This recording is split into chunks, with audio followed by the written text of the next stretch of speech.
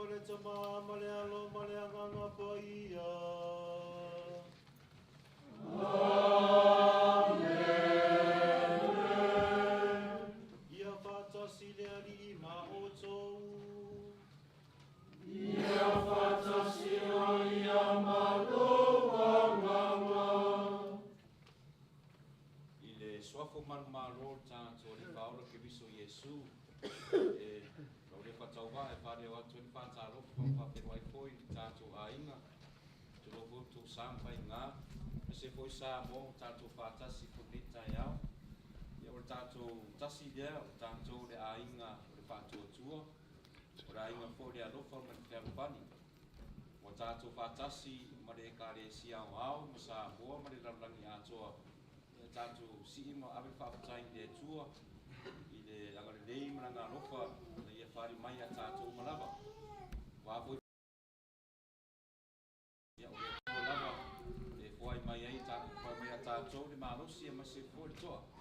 I tātou loto i nei a tātou te lata pia i a te ia. Ia la o te whawhero ati ati o tō malava ia aru mai a tātou ainga ia wā tātou taronga pa ia tātou te patipatia whātasi awe tātou whāpatai tua. Pangari ar tātou ainga o tātou lava o tangata telefoi tātou a leo ma tātou sese mo le atua ma se foi tātou lava mafutanga pare ainga ma se foi pare karesia ia vene nei te mi tātou te mawhawhau i tātou angsala tātou mana tunatu i tātou sese ina iau ngāre nei taulanga pa ia mo tātou mawhai ai o tātou ave te whaputai le atua.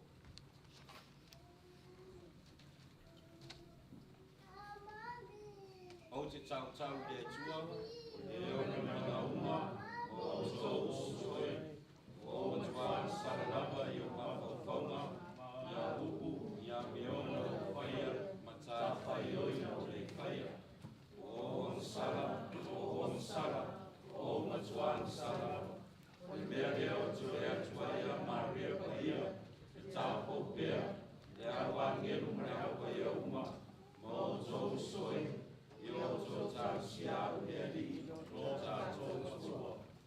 Ia alfa mai a te tātou le atu le ona na mana uma, wha mangan mai a tātou ang sala, ma watu i tātou i le ola e whaababau. Amen.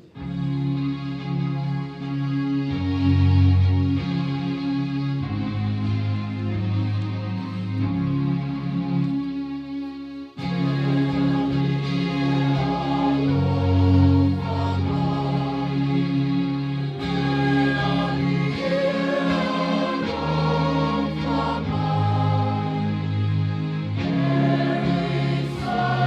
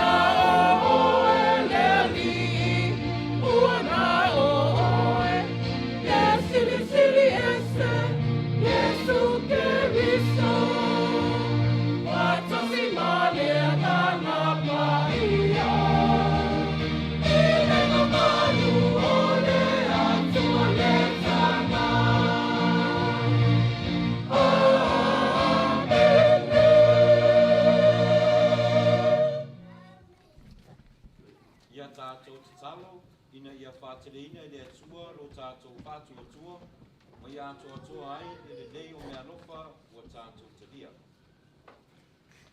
Le atua mamana e, o mea le lei uma e mai ate oe, e whātumo mātou loto ai le alofa mo oe, e whātupula ia lo mātou whātua atua, mai la tau singa tu mau, e pui pui e me le lei ue fuina mai ate i mātou, la mātou ringa le nei ate lo mātou ari Jesu ke miso, lo walo, waso e fui ma pure whātasi mau e mare anganga pa ia, o re tua mo re whāwawau lava.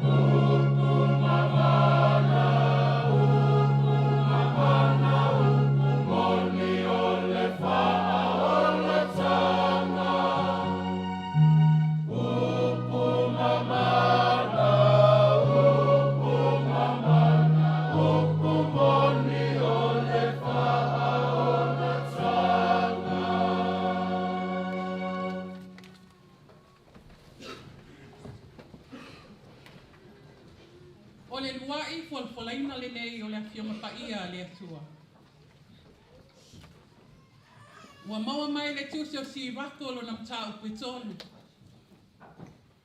A mata fola mai le fai upis fulu iwa ma faa watu luas putas. Na toe si I leo le fai tau le fai upitolu sfulu. Ma faa ngata mai le tolu sfutasi. O le matua. Ia e wha maulalo. O na alofangia mai lea o oe e lea tua.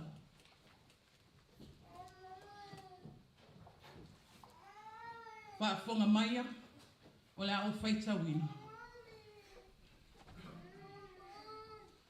Lo watali I e. Ia e whai au ngaluenga maleanga malungu.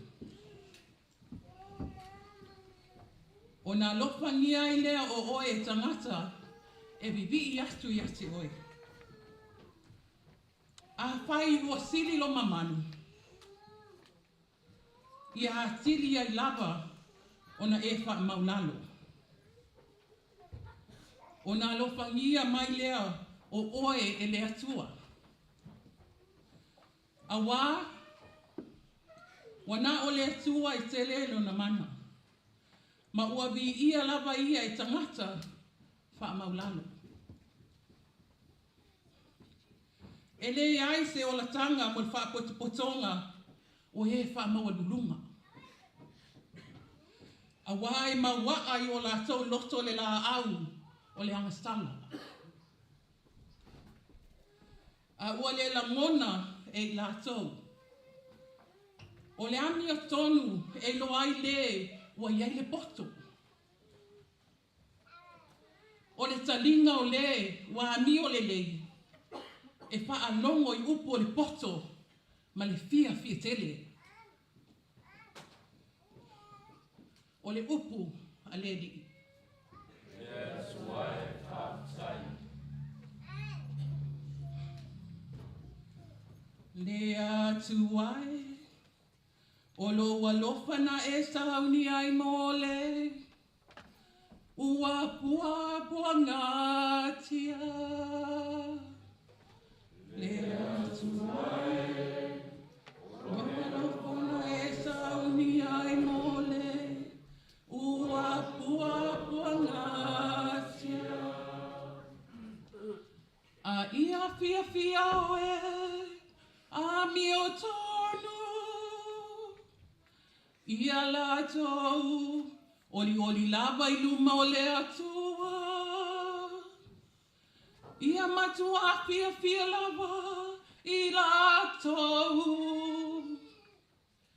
Ia o tau pepese atu i le atua. Ia fai pesenga i lona suafa. Ia o tau falau le leile ala mole. Tie mafio atu i le bao. O le ali o lona suafa le ama. Ia o tou. Oli i ona luma. Le atu ae. O lo walofana e sauni ai mole. Ua pua ngatia. O le tamai oe, ua matua oti. Le na te whamasino ina mo whawhine, ua oti a la tōtane. O le atua le aulo oilona, a fionga pa ia. O le atua na te whatangata ina e, ua au sange. Na te au mai e, ua noa tia i le mea manu i ai.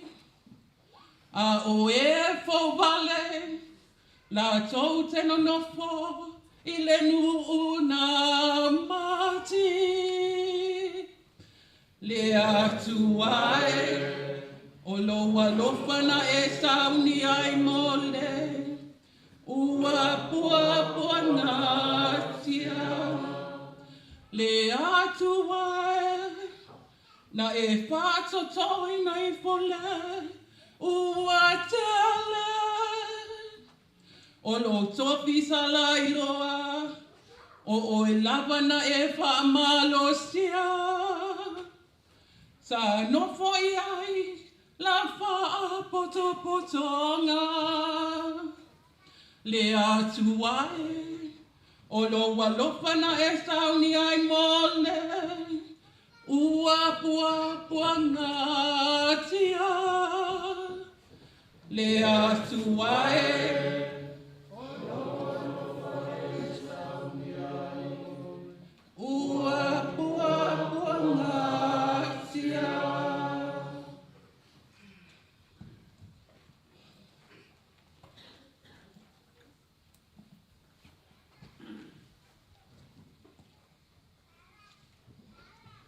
A second reading from the Hebrews chapter 12, verses 18 to 19 and 22 to 24. For you are not come to a mountain that might be touched, and a burning fire, and a whirlwind, and darkness, and storm, and the sound of a trumpet, and the voice of words, which they that heard excused themselves, that the word might not be spoken to them. But you are come to Mount Zion, and to the city of the living God, the heavenly Jerusalem, and to the company of many thousands of angels, and to the church of the firstborn who are written in the heavens, and to God, the judge of all, and to the spirits of the just made perfect, and to Jesus, the mediator of the New Testament, and to the sprinkling of blood, which speaketh better than that of Abel. This is the word of the Lord. Thanks be to God. Please stand for the gospel acclamation.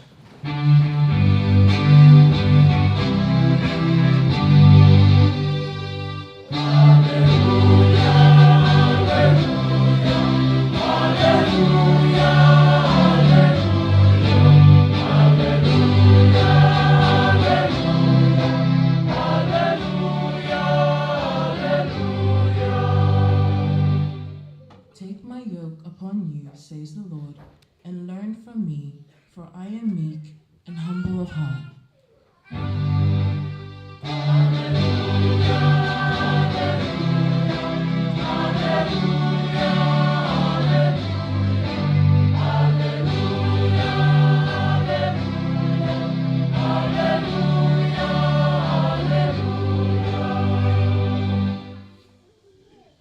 Ia whatasi le rima o tou.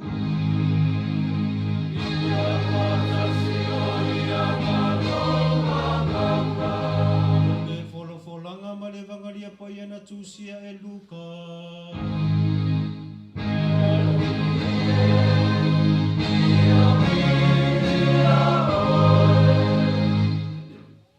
Le vangaria luka no mtapu sefuru manifa.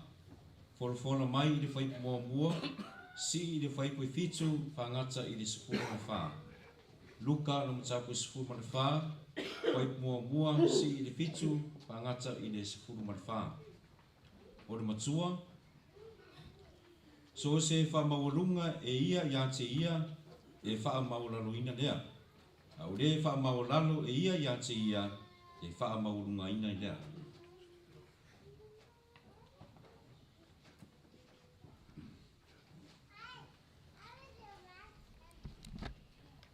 Ua o i le tasi sa pati ua mari watu Yesu i le whale o le tasi alii o le au farisaio e tau mawhai.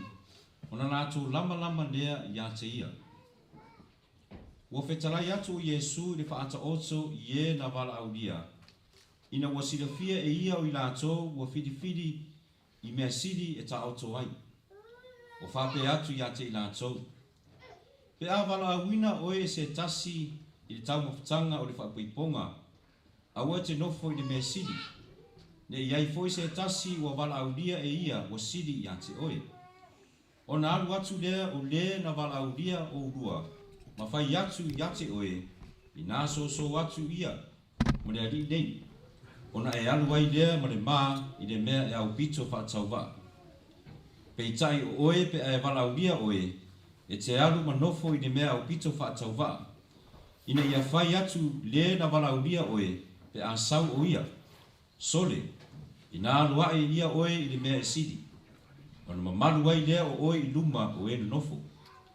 E ai wha atasi ma oe. A wā, so se tasi e wha mawalunga e ia ia te ia lava, e wha mawalalo ina lea. A o le wha mawalalo e ia te ia, e wha mawalunga ina lea. Ua whetalai atu foi Yesu i le mo wala aulia mai te ia. Tauni e whainga ai po se tari suanga. Au e te wala aulia i au wō, po o uso, po tangata o rau ainga. Po tangata mau oa to te tua oi.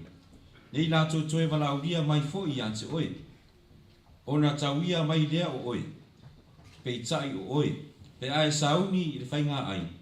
I nā wala aulia i e matitiwa, i e mumutu, i e pipili, ma e tau aso. E manuhi ai oe. A wala tu te le mawhaia o na taui mai ia te oe. Ai taui oe i leo tutu mai oe a mia tonu. O le tala le leia le ali i.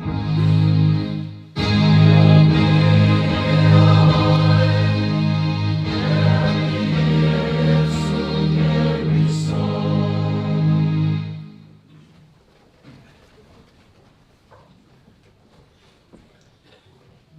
sa e mai tatu ainga se wawe atu se whaasore se le sona foi ma tatu whanau nia sa. Okay, children, very quickly, say this word together, okay? So it's a word in English, but I also learned it also in Samoan. Say the word together, humility. Together again, say humility. Or in another way, you can say humble. Say humble. Humble. Okay, anybody? It's okay. Do you understand that word? No? It's okay. It's okay. Just say this same word, but in Samoan this time. Say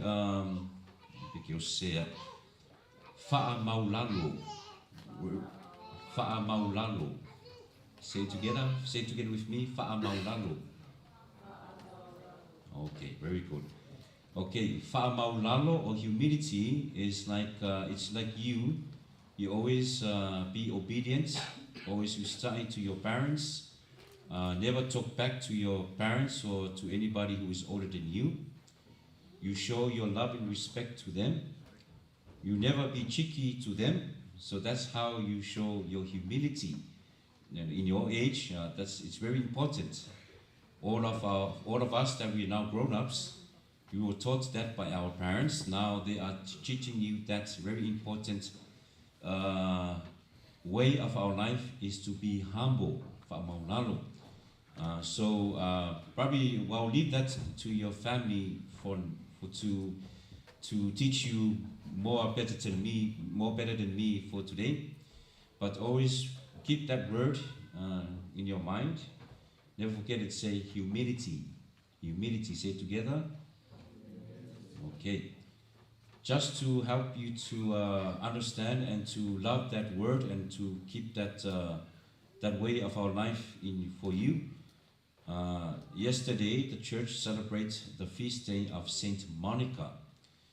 You have any Monica in your family? Anybody named Monica in your family? Okay, very good. So Monica, she was a mom, she was a mother, and she was very humble. She was so fa'amaulalo, because how she showed her humility, she prayed to God to pray for her son. His name is Saint Augustine. He was a very naughty boy. As a grown-up, he was very bad. But Monica, like every good mother, every good parent, she prayed and prayed and prayed, never gave up. Then God answered her prayer. Then Saint Augustine, from a naughty person, very bad person, and then he has become a very good person to teach us about humility. Okay? So again, boys and girls, so always, again, like I always say to you, usitai, fa'alomo, aure kaparaikiki, that's how you show humility to your family. Okay? No. Ya, le tatu ai ngai, nong whaaso atu le tatu whanau, le whiau lava i le nia sa, le tāua lava, o le whaamaulalo, po le loto mawalalo. O wae, moni lava le tatu whora mua. Ya, le whapea marituse si rako, ye e whaamaulalo, o na lofangia mai lea, o oe e lea tua. Ya, le ngata e lofangia tatu e lea tua. Ya, lofangia foi mawharalo foi, o tangata ya tatu, le a tatu whaamaulalo. Au ni tātou te whaamaurunga numa rea tua me se foi o tātou so tangata. Laso nafi sa whamanatu le kālesia le aso o sangata Monica, Saint Monica. Ya, tātou poto te le tātou, poto si le fia foi le tala fo le neti na soifua le te le tau sangata ruai. Ona ia silisila i luna tama o sangato Agustino. Wa ola si o langa wa fai kenge, fai ka, wa mawhauwhau ka ko ari yang sara uma lava, yang whaakingo uma e sangato Agustino.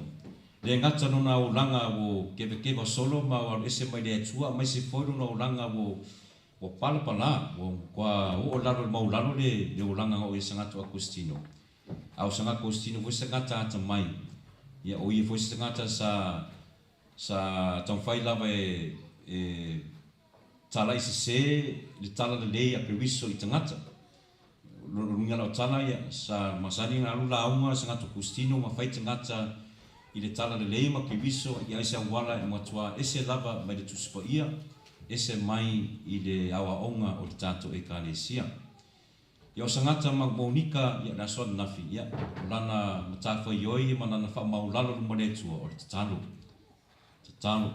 talo ia te misa o fimo fiere tina ia monika tangi atu le tua pe amo le tali mai le tua ia na talusanga mon tangi awe ia pe tai ia sa toe fa maulalo lo loto le tina toe fa wau la pe na talusanga ine alofa mai le tua ia te ia ai mai se so tama le ngata sa talo sa ngata monika mosono alo sa ngata kustino to toru tangata sa talo ai le tina mua o lona to dua le tamau le ainga sa fai o la fa puipo a pe tai sa le tonu ya ke wiso nono lua o le tina o lona to dua la to sui fu fatasi ai le tonu fa ke wiso ya nono tonu lola ya kustino le misan na firmato parish ya sa fa soi no mato fe fi au ya fa running for my Saint Monica prayed for her 3 crosses toru kuruse o le tinale nei or her husband, mother-in-law, and her son. Tali no le tue ona tano, wa ave ngā kuruse ma whaman yanga, wa fonga le tua i ana talo, tali le tue i talo sanga tina, ia lewo toe na yaso le soifua le tamao le ainga, baptiso liu ya ke wiso. O le tina le ainga, toe yaso fo na soifua, baptiso liu ya ke wiso. Ia mrona alo Agustino, alu ese mano langa palpala menanga sala ma taasa ye wa vea stangata o vea ma epikopo o le o faife au staulanga ai maise yo falanga ina le kalesia he is the doctor of the faith por tangata mai na ia puipuia na ia tau a wale tala le o ke wiso o nei fate tainga mo tatu ainga o fua nei o le loto maulalo o le tangata lu mo le tua wa o tatu i rolo malava o tangata e whabaurunga ia alunga i lungana puala na ata mai mana na fia poto si tulo ia o lava si tulanga whatau wa pe lava o tatu whalongo wai i le tatu evangalia i le aso e tau lava e tatu ola i le lotu maulalo o le nei mea rofa o e tatu malava wa mawhai foi tatu a wina ma faasino i tato whanau e tāua li nei o langa o le lotu maulalo. Moni lava o tato te fia whamaurunga ma tato te fia mio tonu, tato te whai tato masa. Ai peita, e whamanatu mai lava o le atua, o ia lava o le lotu maulalo. Tato wa ai runga kuruse, o le whailonga lea, o le whamaulalo, mawalalo lea, o le alofa muti vale, o le atua, tato. Peo tātou Agustino le tātou angasala, tātou te o tātou sese, ia te ia ma se fo tātou wā matangata. Ia lau whaasino mai le tūlonga kuruse, lona alofa lea, lona vale alofa lea ma tātou. Ia tātou a inga, ia tātou te whawhataia le tua, lona upu te whamanatu mea tātou, se whanguwhangu foi. Au ni tātou te whawai pe tātou te whatale foi i le lotu maulalo. Lea Fausa no manino mai Yesu ya tātou. Ia pe lava na whaanga Yesu le whata oto pe a tātou wala wina tātou se tarisuanga po se pāti. Ia masani na lava tātou te whaanongo i lero tali malo e whaasino mai me tātou ni nofu ai. Au ni tātou te fia pule tātou le maota o le tangata ai a tātou lotu maulalo e whaasino e tangata pe lava le atua na te whaasino le ala mo tātou malava.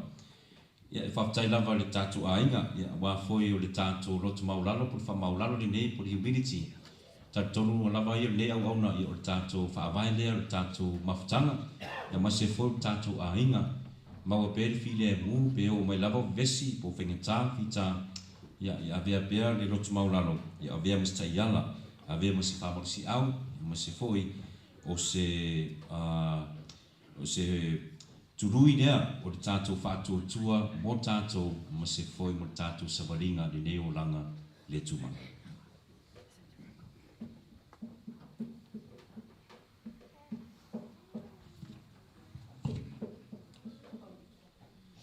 Ia tātou ainga o mai o tātou whaalongo le whalafola le tua, e tātou whaamalusi au ia tātou whaamaulalo ruma ia te ia, masi fo tātou mafutanga.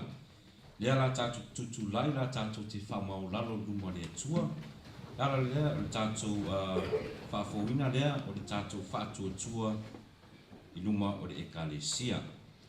Ia o le tātou tari masani lava le tātou ainga, o te whaatuatua lava i ainga. Le tātou ekalesia, le lupa i aia le tua, pe tō te whaatuatua le tua le tamā, le ona le malosi malava, o le na whaia le langi ma le lalolangi. O te whaatuatua lava i ai. Pe tō te whaatuatua ia Yesu Keriso, rona alo e tō tasi, lo tātou ari, o le na whanau mai a Maria le tau pou, o le na whakuruseina na mariu ma whare na wasi, na toi tuai mai na ie uoti, o lo ua nofo o ia le tū tamatau o le tamā. O te whātuatua lava i ai. Te to te whātuatua le nganga pa ia, ma le ekalesia e au fiainu uma. I le male mafutanga o le au pa ia, ma le whaamanga rino o angasala, ma le toi tuwai o le tino, ma le oranga tu mau atari. O te whātuatua lava i ai. Malo, ia le tātou ekalesia, ia le tātou au Lotu, o le tātou whātuatua whātasi lea. O le whātuatua lava o le tātou ekalesia, tātou te mita e tau tino atu wai ia Keriso, lo tātou wari i. Amen. Ia lea tātou ainga la tātou whamaulalo fwoi mo le tua, ia ala tātou taurusanga lau tele, mo le ek tātou momoonga mo le tua, ia pe lava o sangata Monika, ma sangata Agustino.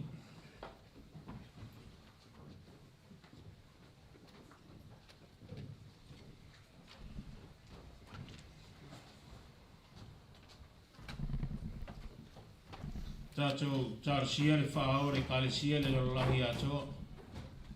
Le fionga i Pope Francis. Ia ngale lei pēa le tua e ala i lona soifua le tino. E mawhawhau. Pasisiri le una ola whale nganga. A wale leo leo ino le laufa mamoia le tua e le lololangi atoa. Tātou o lenga le ai le li. Le li e whawhonga mai.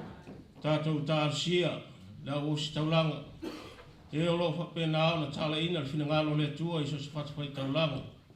Ia le lei pēa le tua le fionga ia pātele makusi. Ia whapena na pui e le tua lo na soifua. A wā o nā o whiangai mai ana. E tau singa o le anga paramata. Tātou o lenga lea i le ri. Lea li e whaafonga mai. Tātou tārusia le ufulfolo le nei aso. Ia vea lea o se whātula au. O use e le lei. A wale tātou sāwalinga mo le nā vai aso. Tātou o lenga lea i le li. Lea li e whaafonga mai. Tātou tārusia lau a whono. Hionga le teitai whono. Lona lau. I whapena na musuina le tua. O lātou mafu whau manganga. O wale leo ino le tātou puleanga. Ine e tupu maola le whātou tuola na whanau. Tātou o lenga lea i le li. Lea li e tātou tālusia, o tātou mātua, o e o longa mai, tōna moata malawa, ai mai se fōi, tōna whare mai, so se tūre atunu nei, mai se fōi tātou atunu pelo Samoa, ia o atu le whamalo longa le tātou matai le langi, whamalo sia ai o lātou mai tinga, ho ai le file muu manuia ia i lātou. O le tātou o lenga lea i le li. Lea li e whaafonga mai. Tātou tārusia tupulanga talawau. Whapenao na maua. E rātou nganga le musumusunga na ngangpa ia. Ia vea ni sui e whai mata iala. Tātou te wholofoloina na whina ngalo le tua. I le tausanga a wāla rātou mona i manu ia. Tātou walenga lea i le li. Lea li e whaafonga mai. Tātou tārusia nganga umbo na ia tātou mātua ma whanau e wa whai langi ni soifua ma le ola. Ia mōni o lātou no whanga i le mālole langi e whāwawau. Tātou toi o lenga le nā i le li. Lea li e whāfonga mai.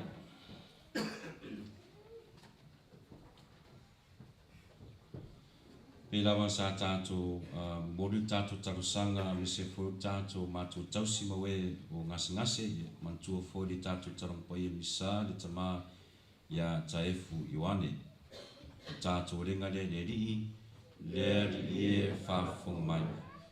Pe lava na talo le tina ia sangata monika ina ia lidiu no na alo o Agostino, ia tātou mori whalimisa, tātou te tano whapitoa, mori lidiu o tangata ang sala toi fo i le tua. Tātou renga le rii, e whaafonga mai. Ia tātou ai ngai o tātou momoonga le nau mori numa le tua, ia tātou te paramolango foi, le tina, le whamaulalo le tātou tina pa i o Maria, whasoswani foi i mo tātou tarusanga, ma se fo tātou talanga pa ia tātou talo whatasi se olofa le sina, tina le ngā rofa, o le mātou ola, no mātou fia, no mātou whamoe se walofa. No walanga atu i atu oi mātou whanukana o tasi ewa, mātou tāngisi ma wani le lua le whanau loa. Nene lo mātou whatu ai whasanga mai a te mātou rofo ngā rofa, a mawai whune tā senga whanmai sufu mia ro walo, oe Maria tā kouanga lei, mrea ngā rofa, mrea ngā manuru. Sangato Monika ma sangato Agostino, tāu se mātou su whai atu i ate o rua. Amen.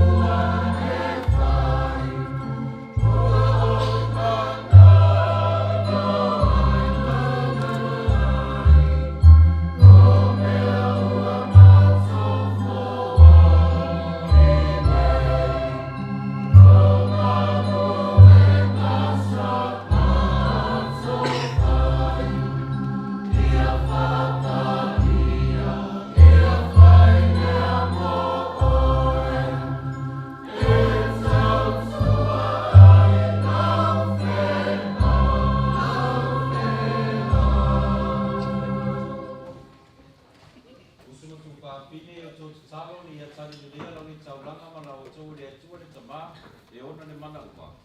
Ia tari ni taulanga mai o rina, o rina ma mahalu o suata, e au mākoi mo e tātō me le kai e sira pai a tō ua.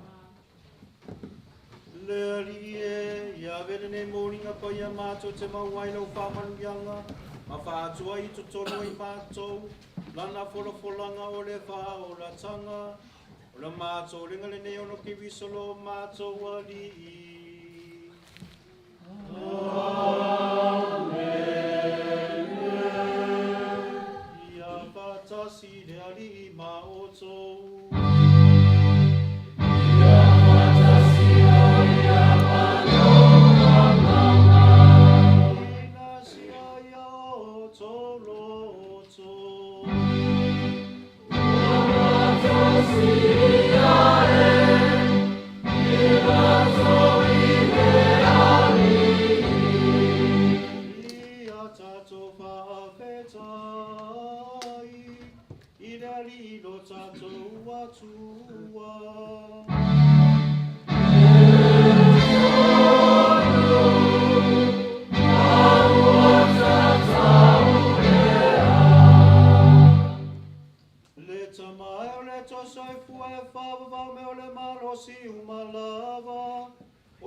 Mitanga whaia e mō mātou, i le whawhetai a te oe, ia latu ia Iesu ke risolo mātou wari.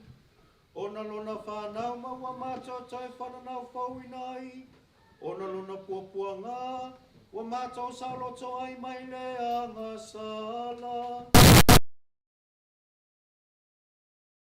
Mātou tuatutu ai i le ola e whaavavau. Ona lona toia fiu atu ia te oe, i le mamalu, mātou tulu atu ai i lo malo whaalelangi. Maule mea lea, mātou te au whātasi mangenu manau paia, au latu suina lato pese whai tūmau o lo vinga.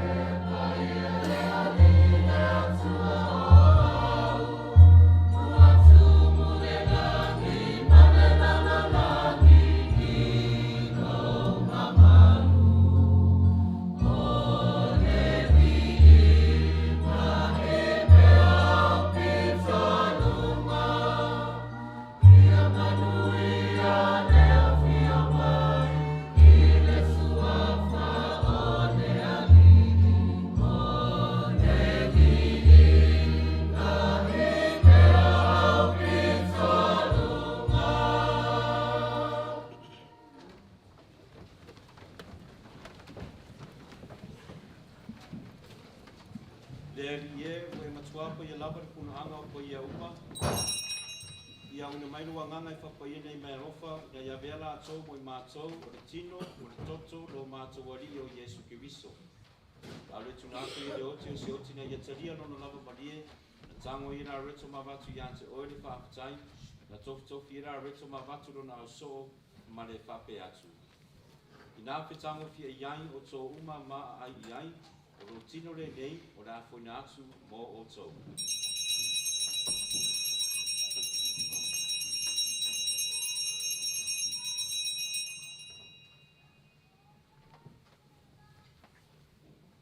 Ua mai le tamawhatanga na tango I le ipu na toi awatu I ate oe le whaapatai ma le viinga, e tu atu le ipu na au so ma le whape atu, I nā petango fia iai o tō uma ma whenua iai.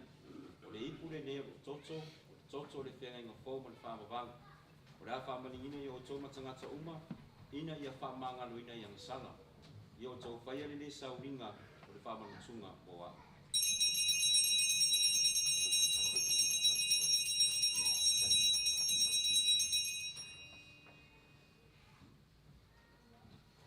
O le misteria o le whaatua.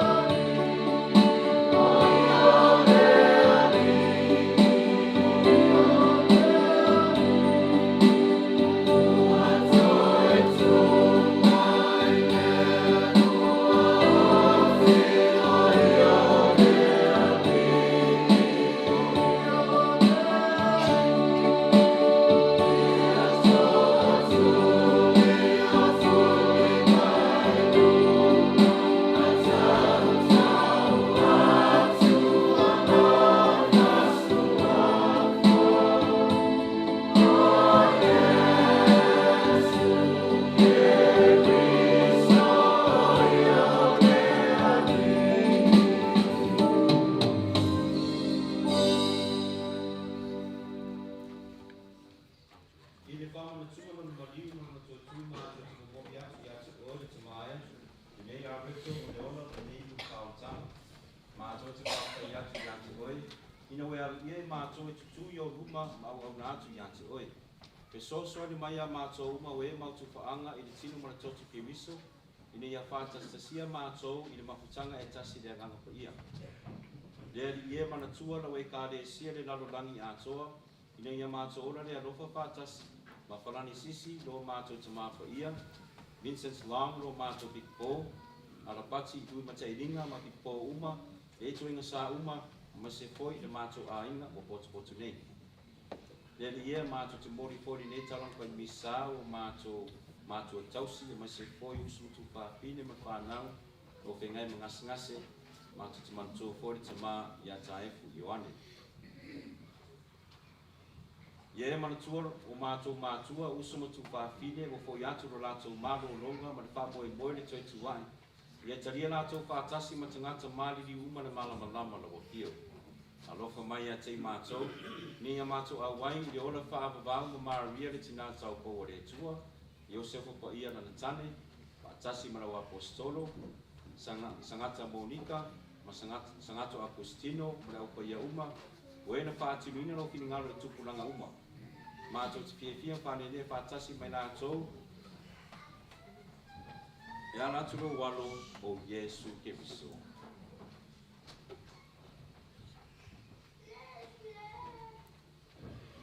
Ono ia whatas mai ana ia te ia, le tuare te manapana, i le whatasinga male anganga pa ia.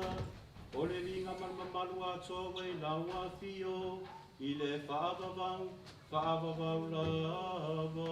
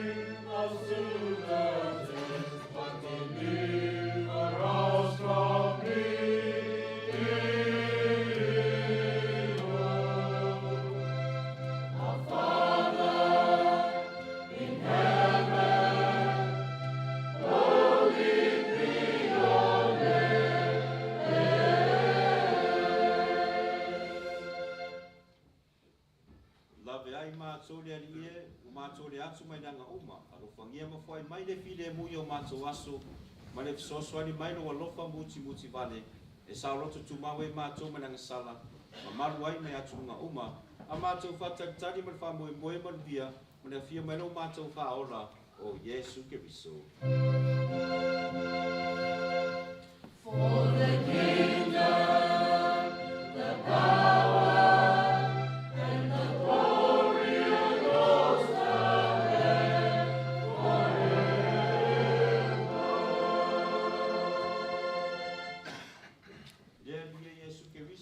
atu ia o apostolo, o le fide mua te tu atu ia te o tau, o lo fide mua te foa ia tu ia te o tau. Au le sila mai a mātou ang sala. Ai whātua tua rawe ka le sea malofangia, foa ia te ia le fide mua le tasi e tu sai malofi le ngalo. O le so e kua mo pule i le whaababau lava. Fide mua mai le ri.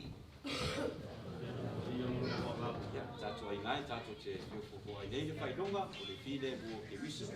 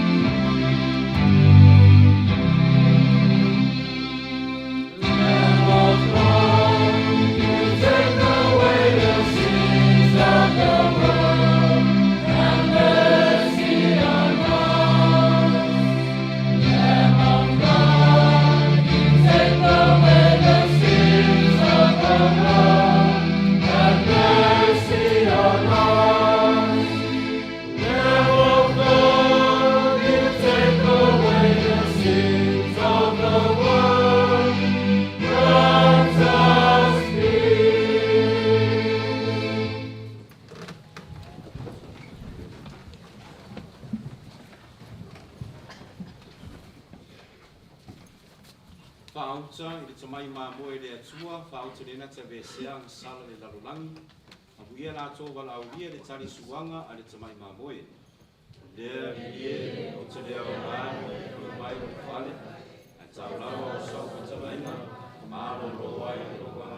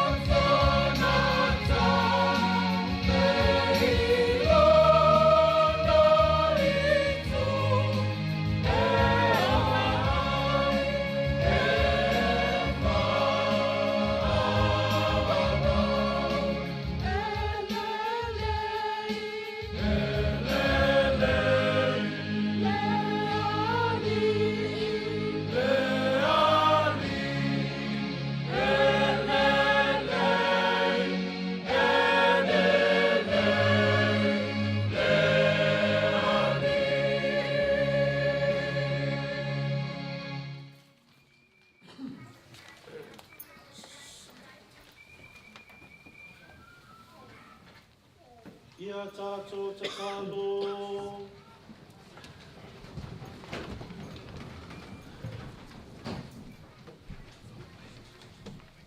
Le ari e, we whawhoi mātou, I lo rau ai ra reto leo la.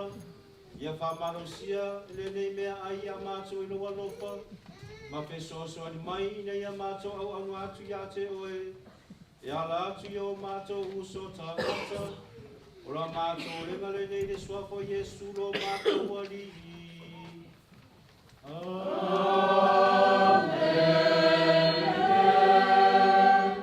Ia lala me lalu tātou ai.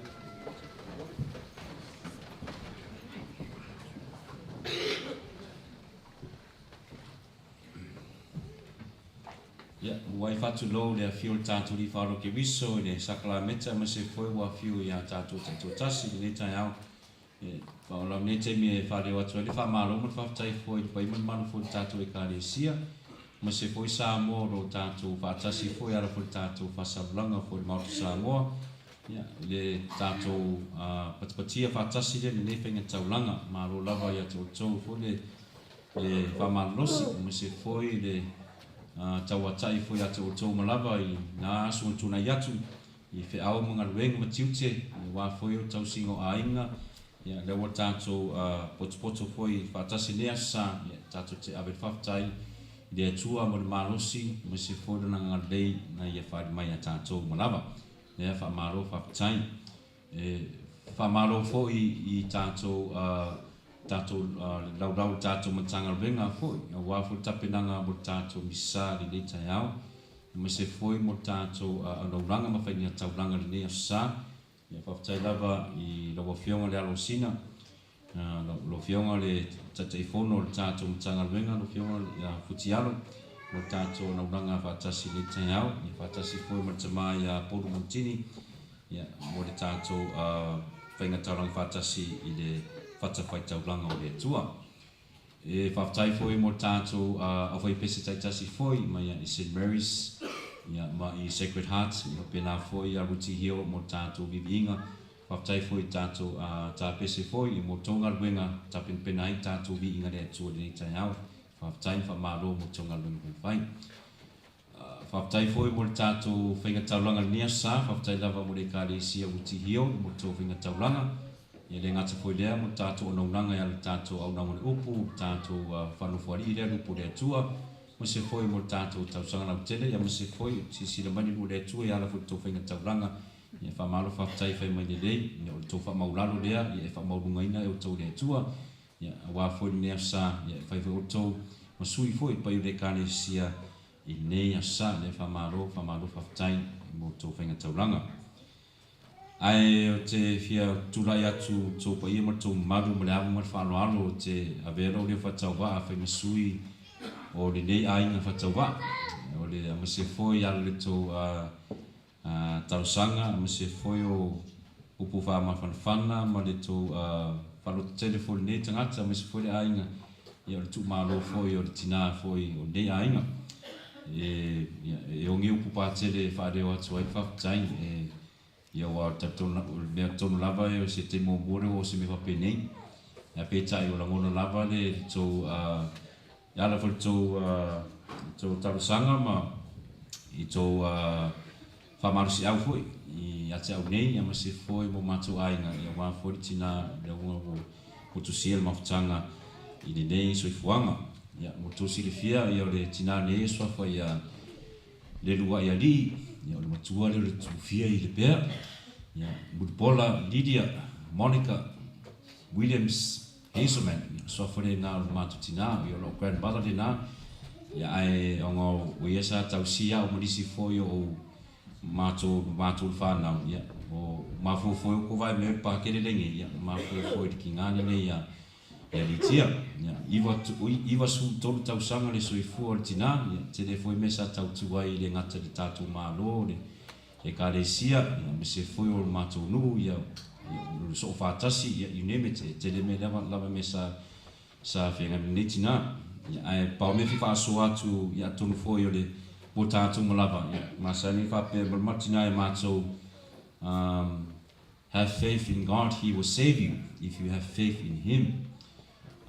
Be honest, and for my forana saruanga o tangata uma e au ngā ma na fitifidia re tua ma la tau foi o popo ngatia o la tau foi na e wa o fifidia re tua a wa me le ne so fuanga ya o le letina ya o iwa tau sanga ai o lana ainga o le tama le ainga e sa we fiti o so fa ya George Hazelman mai sa fiki me ba mai au le fa fiki o kibini ya mafuanga le nga ko kila sa mo pe usi inki ya nga mafu me au le ko inga nga sawi sa mo le tasi iwa di mafia ya wa ai no le kenge pa ya go ya diki ya se ro la ya diki ya nga ro la ya i formal mako kama ile pe ya nga u fa ma ko ai nga pe chai o le tamani nei nga madiu toru iwa tausanga ya ai to iwa fa now e ma tama ya ai pe chai ya mafu me fa so ya Monica sa tamani nei de loko ai pesa o le madiu o lona alo mako ansi swafa ya Monica fitu tausanga pe taina nga vere se awana nga wadi Lotu ai le tamane ile kalesia ya nga wo matu manui ai ile matu ai nga pe tai e fa le watu fa fa malo o te matu mudu fu ya we le se a riumo se alo foi pa te le mele ai nga tau ya tu ai tu nga lo fa mi se foi o tatu e kalesia tatasi i uti hill i St Mary's tasturu pa ia Sacred Heart ya mo kuanga dei fo ya peta ya te me tatu te ferwa ya vene ya no ngale fia fa manuia tu le tu ya te uto ya to no fo langa ne ya tatu te fa vai pe fo ni si tatu te wo matam tatu te le mautino fo ya taule na le tatu fa maulalo ma tatu fa mo si au fo i tatu ainga e mo se fo tatu fa na mo se lava tatu ma tanga tatu e sia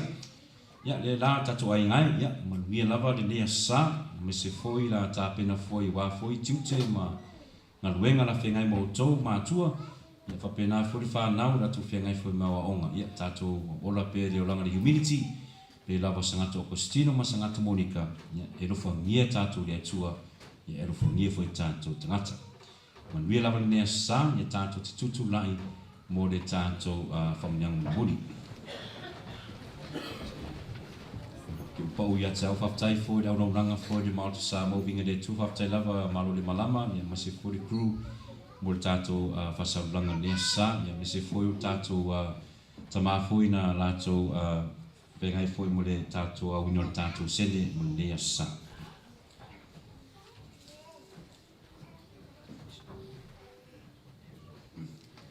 ya fata sinali ma oto ia fatasio ia maloa gawa. Ia famunia tu le tu ia te o tona le mana uma le tama ma le alo